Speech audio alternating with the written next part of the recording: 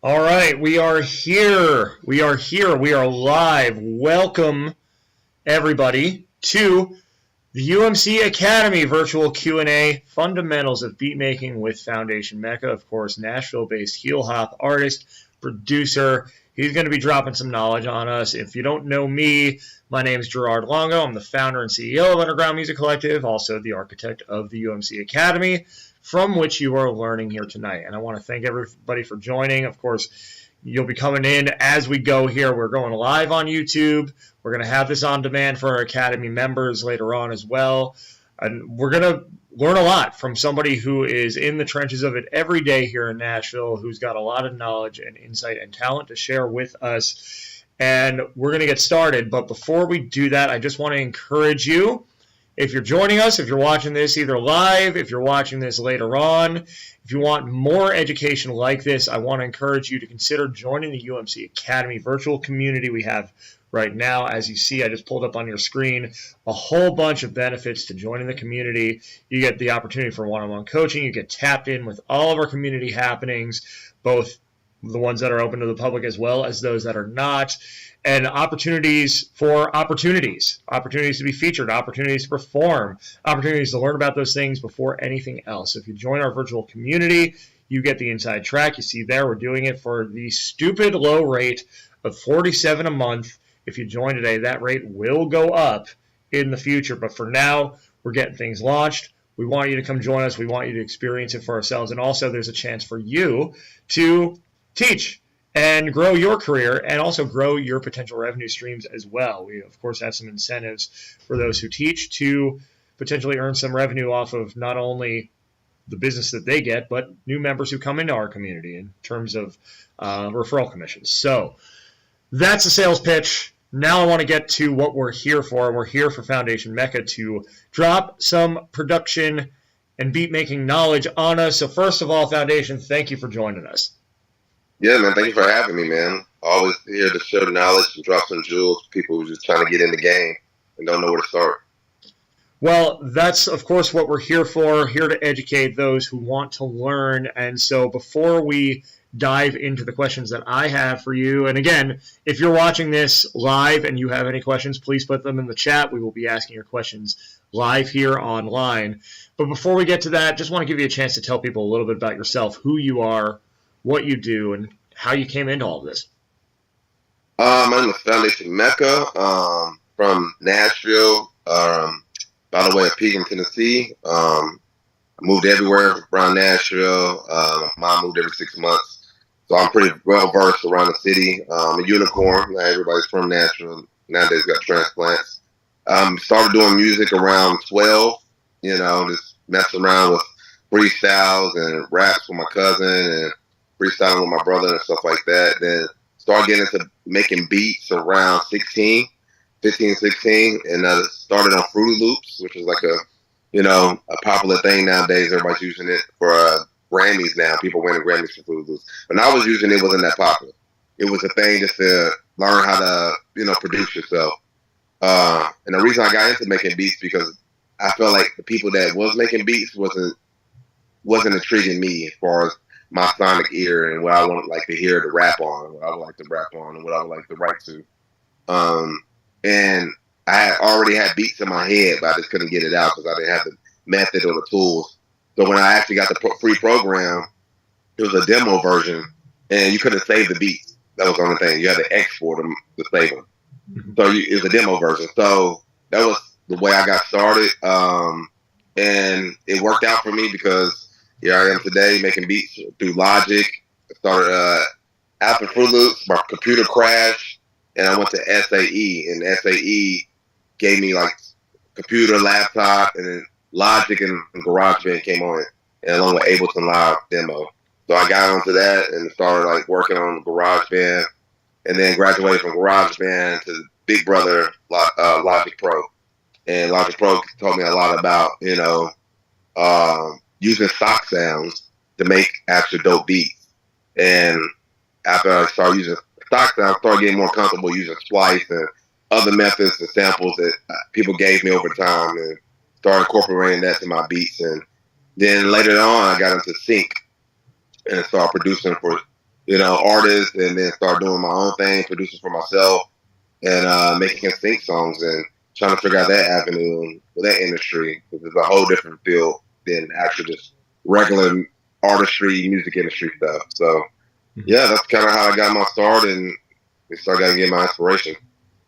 And we'll talk about the similarities and differences between artistry and sync projects in just a little bit. But of course, we're here to go into the fundamentals, and a lot of folks who might be watching this, they might be wondering where to begin, right? They're interested in diving in just like you did back in the day, and they're not quite sure in this current landscape where to begin. So where is somewhere that you would recommend? Like, take me, for example. I've never made a beat in my life, right? If I were to learn right now, or if I were to start my journey toward beat making, toward production, what would be the first thing that you would recommend I do? You was first time getting in the game of beat making, I would say have the will. If you don't have will or determination, you're not gonna get anywhere. So definitely have willpower. Have some kind of idea of what kind of producer you want to be, because there's so many different types of producers nowadays. Not even genre based. I'm talking about like different fields of producers. Some producers don't touch a button on the like DJ Khaled. He doesn't touch a button. He just let other people get in the room, pick them out, let people get together, and then tell the guys who's engineering hit the buttons and what buttons they hit. You got some producers who's hands on in the box in the computer, just hitting all the buttons, doing all the sounds and all the stuff. So trying to figure out what kind of producer you want to be, and that kind of set you up for success, and figure out your trajectory of how you want to succeed in the industry. And also, getting Army helicopters going across. Also, what you need to start is computer. Figure out what DAW you're comfortable with. A lot of people use Fruity Loops, which is perfectly fine. A lot of people use GarageBand. A lot of people make beats on their phone nowadays with BandLab. So it just depends on what your knack, what people like, and what calls out to you. So yeah, computer, your DAW of choice, and then like I said, the will and the determination, because everybody can be a producer nowadays. Everything's at their disposal. So it just depends on where you want to go with it, what's your goals, what's your intentions in this music industry, and do you want to take it serious, or are you just playing around with it and just as a hobby? And once you do that, get a mentor. YouTube University works fine as well if you don't have a mentor off the bat. But it always also helps getting a mentor. Somebody can teach you, this, stay beside you and say yay or nay, when it comes to certain things. So, excuse me. Yes, mentors are great, man. They can take you from working on one type of style or flow or beat 6 months to a year. You know what I'm saying? They can catapult you in that little short amount of time to being a good producer to being a great producer. So I would suggest, mentorship. Mm-hmm. I love that point. That was actually going to be one of my questions, and I want to follow up on it now. As far as mentorship, for you, what's an important, valuable lesson that you've learned from a mentor that has helped you on your journey as you've not only developed as an artist but as a producer? What's the first beginning of that? Sorry, Joe. So what's an important or valuable lesson that you've learned from a mentor? Have your own style. Be original. Be original, because that's going to separate you from everybody else, because not everybody hears what you hear in your head or your heart. So I would definitely say the valuable lesson is be yourself. Put yourself in the music. Be original, because there's only going to be one you. So for people just starting out as well, obviously the landscape has changed since you started making beats, using Fruity Loops and that kind of thing. Where would you recommend as far as gear that they start out? Right? Would you recommend that they start out high end, or just get something that they can kind of, feel it out with and start to create, what would you recommend as far as gear? Gear, I'll say definitely a laptop is more suitable than any other thing. Is like get a laptop, download a Fruity Loops or a Logic or a GarageBand. If you got an iPhone, you like tight on bucks and money, download GarageBand on your phone. You know, if you have an iPhone, you know what I'm saying? Or BandLab if you have an Android browser, you know what I'm saying? So it's plenty of ways to do it. You know, there's no excuses no more. Technology is everywhere. We definitely surpassed, the PC era where you just, have to have a desktop at your house to make a beat. But now you got your phone, you can download apps to make beats. Just get started right away. That way it gives you a kind of a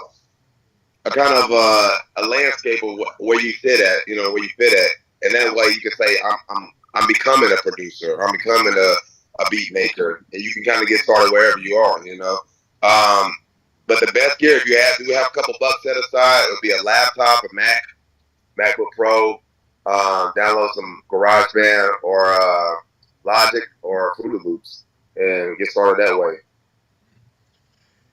And so, as somebody who's some nice headphones, of course, some nice headphones. Yeah, you got to be able to hear what you're making, and you got to be able to hear it without any other distractions in the room. So that's very good. Get some noise canceling headphones. Those save my life, especially when it's here at the studio, and I need to focus. There's a lot going on, so always a good thing to have, whether you're producing music or not. As far as your artistry, how has that been informed by your production work? How has one hand kind of washed the other?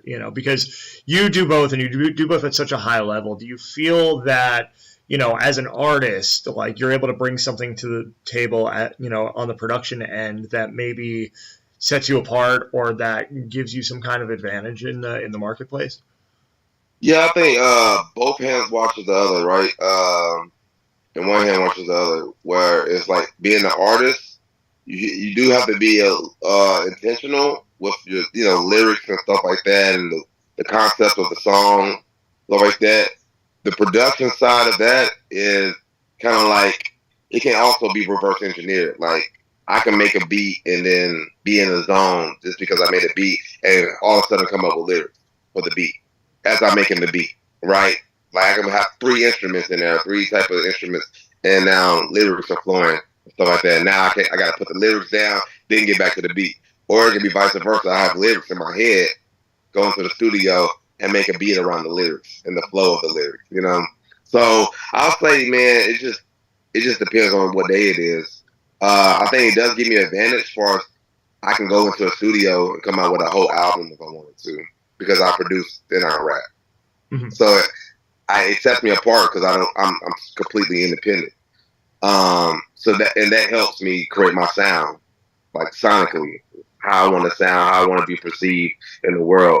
So it does give me an advantage as far as being a producer, being able to hear my own flow, my own sound. It's the only reason I got into production in the first place, is to be able to produce myself and come up with the stuff that I like, So I like the fact that I can produce and rap, because production is a whole different state of mind when you're producing, because you have everything's sonics, everything's trying to figure out what sound goes with what sound. If I wanted to create a band just in the box in the computer, how do I do that? What sounds would make that happen and come to life? And then the lyrics are later, right? So I would say, man, production has definitely gave me an advantage, just because you can do anything. You can go anywhere with production. You can get in rooms that you couldn't get in with the artistry in producing. Vice versa, with artistry, sometimes you can get in a room that producers can't get in, So that's the advantage of being a producer and an artist as well. Mm-hmm. And I think that's an important thing too. The more tools that you have in your belt as a creative, the better positioned you are to succeed, especially I think in this age where so many of us are wearing a lot of different hats, and so many of us are bringing different skill sets to the table at different times, depending on what the situation calls for. And I think it also helps in a business sense too, to keep that in mind, because the more that you know how to do, the more you know what good is in each of those areas, right? So if you do have to delegate something, like let's say you did delegate production to somebody, like the type of sound you're going for because you've already made it, right? You've already made that. Exactly. So I think super valuable, and the skills intertwine and across not only from artist to production, but your artistry to your sync projects as well. There's so much that informs everything else, but I think, in some cases there can be this difference between, focusing on your artist project and focusing on creating for sync. So what are some of the differences you see in your process? And also, are there any similarities between your approaches? Between the artistry and the sync side. Mm-hmm. So the differences are, sync is more intentional and more focus driven. Where you concept wise, you have to be on point. Where you have to have a certain lane you go into. Your own artistry is more freer. It's more freedom there. It's more like I can go anywhere I want to in the universe, stuff like that. But sync is more like this is the concept. This is for the ad. This particular ad. This is for this particular trailer that we want to. It has to be short. It can't be like 4-minute song. It has to be compact. All these build ups and these low ends and these risers, and this build up has to drop at a certain moment to kind of make it more impactful. So you have to condense a whole song within like 2 minutes and 15 seconds versus a song that's 3 minutes, or the average song is 4 minutes, So, and it's more sections than a sync song than the actual artist that's a regular artist song that you be pushing out on streaming services, right? So it's like way more dynamics, way more ups and downs, way more high intensity, way more low intensity. But the similarities, I would say, creativity. You still got that at your disposal, having the creativity to create whatever you want, whatever concepts you want, in both lanes. And I think one complements the other. My artistry complements what I can do in sync. The more I can stretch myself and expand myself in my artistry, as far as being a regular artist, I can expand and be more diverse in the sync world, because now I have that artillery and all those utilities in my belt that I can use for sync as well. So those things work hand in hand, sometimes. Absolutely. And I think tying it all together for all of us creatives are relationships, right? Yeah. The relationships that get you in those rooms, whether it's as a producer, whether it's as an artist, whether you're writing for sync. How important has it been as you've continued to find opportunities, which you've been finding plenty of lately, because we know each other, you've been finding opportunities left and right. How important is it to build strong relationships in order to find those opportunities? I mean, if it's not the most important thing, it's definitely a top two, because that's what the industry runs off. That's what most things run off is relationships. Massaging those relationships, make sure everything runs smooth. Having those people that you can talk to, almost like they're your buddy now, like music supervisors, rep sync agents, because those are the people that's going to go to bat for you. Those are the people who are going to root for you in those spaces that you're not in yet, in those rooms that you're not in yet. When they go to conferences in LA or whatever to go talk to other music supervisors for this new movie that's about to come out next season, those are the people that's going to root for you and be you in those rooms and represent you. So I'll say relationships is amazing, man, because if you don't have those relationships, what will you be? You still be in your room or in your studio cranking out songs with no outlet, So I'll say keep massaging relationships. Always follow what people. My mentor told me, Logan. He was like, once you keep people, keep yourself in the front of people's mind, and always have a good rapport with them, you will always get ahead, because those people remember you. So I always send them emails. I always follow up with them. I always ask them how their day was, how their family are. You know what I'm saying? If they invite me to a certain event that may not even be sync related, I still make myself available to go to those events, show face, and talk to them about regular life stuff too, and then when it comes to the business side, it makes sense. It goes hand in hand, So relationships is super important, man. Yeah, and building them from a genuine place too, and not just transactionally. That's a very good point. Exactly. You're becoming friends with the people that you work with, and I know in a lot of other industries it's like, oh well, you can separate business and personal, but in a creative industry like this, we're all on similar journeys in that we might be in different phases of the journey, but we're all building something from zero, right? And Right. so we all share that camaraderie. And so you're forging genuine relationships with people that are not just based on a transaction. And I wanted to Yeah. really drive that home because, I mean, how many times, have I seen, somebody submit to the blog and it's just like, okay, I only hear from them every 6 months, and it's just because they want their song featured or whatever. Like, Exactly. We're trying to build something just like the artists are, and it's better if we all build together and find ways to continually bring value not only to each other's businesses but to each other's lives. So that's a very, very good point. Whatever you have an opportunity to do to show up for another person, show up. Show up. That's show up every time. Even like producers like produce me for sync music. Show up to their baby's birthday party. Just little stuff like that goes a long way because they'll look out for you in the long term because stuff like that counts. And it's like not even transactional, just genuinely showing up for people. And then later on, they go to bat for you when it comes to a big opportunity. You just never know. And vice versa too. Mm-hmm. And I think too, the other side of that is that it's very easy, especially for people who have been in the industry for a long time, to see through when it is transactional. Yeah. Right?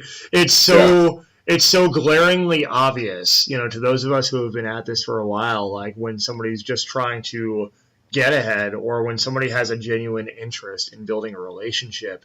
And so I would encourage, and I think most people who've been in the industry a while would encourage you to seek out those opportunities to build genuine relationships and lead with what value you can bring to a situation as opposed to what you can get. Yes, exactly. You have to be valuable, so that's your leverage, right? The more value you bring to the table, the more they feel they need you. Even music supervisors, if they know you make beats, you also are artist, and you actually are dope at both. That's value, right? Or if you already have placements in the past, you can leverage that. Like I already made these placements before without a music supervisor. You know what I'm saying? So a music supervisor would look at that and like, well, he did that by himself, or she did that by herself.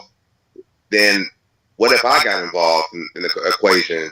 And made it go crazy, with the outreach, as far as getting more placements and stuff like that. Mm-hmm. So the more value you have, the more leverage you have in the game. Mm-hmm. And if you need help identifying what your unique value is, consider joining the UMC Academy. Anyway, we're not going there yet. We'll go back there in a couple minutes. But before we do that, we do have a few minutes left, and so just want to give you a chance to tell us about what's coming up for you. And so, full transparency, this is going to be the first of many opportunities that folks have to learn from you. So tell us a little bit about what you're planning on that end. So what's coming up next, coming up season will probably be online courses. Definitely giving online courses as far as beat making fundamentals, like the basics. And then, of course, there'll be an intermediate online course as well for people who know how to make beats, but they don't know exactly where to go from a certain point. Then there'll be an advanced online course as well where people can tune in and learn all they need, just with a small subscription fee. And that I'll keep rolling those out over the years, over the months and stuff like that, where people can tap in, tune in, and figure out what's going on in the producer world. But I give people jewels on how to make sync beats and, how to cut things into sections and what music supervisors are looking for when it comes to making sync beats and stuff like that as well. Mm-hmm. So yeah, good looking on online courses. Mm-hmm. And as far as your artistry, what do you have going on right now? Artistry, a lot. I have 3 albums dropping in the next few months. One with the Healerz called Hill Talk with Goldie. November 11th, that drops. We have the Heru Heru project called Heru Glyphics. That's dropping late fall. And then I have another album, solo album dropping at the end of the year. And that's going to be dope as well. So it's untitled, but yeah, that's coming out soon as well. So ever the prolific creative foundation, Mecca, of course, joining us here, dropping some knowledge. And before we find out where we can learn more about him online. Just want to, again, thank everybody for joining and encourage you, if you want more like this, to consider joining the UMC Academy. I pulled up that slide again. There's what you get. And, of course, you have the opportunity to teach and learn and grow and generate some revenue along with us, right? So if you teach a class, give a Q&A like Foundation did today, and somebody joins the Academy as a result of your Q&A, you get 20% commission for the life of that membership. So $47 times 0.2, 20% for as many months as that person remains a member. And if you get multiple, then you get that for every single person. So we have plenty of incentives. We want to encourage everybody to generate some recurring revenue so you can focus more on creativity and focus more on waking up every day with purpose, doing what you love. We are here for the Artistpreneur. And speaking of Artistpreneurs Foundation, where can they learn more about you online? Yeah, you can find me official Foundation Mecca on Instagram, Foundation Mecca on every streaming platform known to man. Also, a website coming soon, so stay tuned. All right. Well, stay tuned for that, and stay tuned for plenty more as we go. We'll definitely do this again. Thank you all for joining us. We'll see you soon. Next Wednesday, Ender Bowen going to teach us how to use data to build your audience. You don't want to miss that one. And then, of course, our Monday Night Mastermind. Join that this Monday night. Apologies about the Zoom link not working this past week, by the way, but we're going to get it 8 p.m. Eastern, 5 p.m. Pacific. And we'll see you then.